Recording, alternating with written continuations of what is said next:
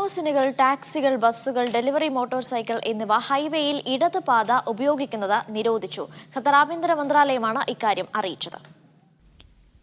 ഖത്തറിൽ പരിഷ്കരിച്ച ട്രാഫിക് നിയമപ്രകാരം 25 യാത്രക്കാരിൽ കൂടുതലുള്ള ബസ്സുകൾ, ടാക്സികൾ, ലിമോസിനുകൾ എന്നിവ 3 അതിലധികമോ പാതകളുള്ള റോഡുകളിൽ ഇടതുപാത ഉപയോഗിക്കുന്നത് നിരോധിച്ചിരിക്കുകയാണ്.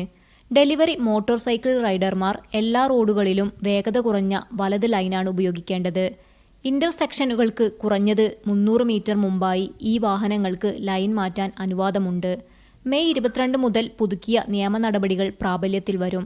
നിയമലംഘകർക്കെതിരെ കനത്ത നടപടികൾ സ്വീകരിക്കും. ആഭ്യന്തര മന്ത്രാലയത്തിന്റെ പബ്ലിക് റിലേഷൻസ് വകുപ്പ് ഡയറക്ടർ നടത്തിയ വാർത്താ സമ്മേളനത്തിലാണ് ഇക്കാര്യം അറിയിച്ചത്. Media 1 Doha.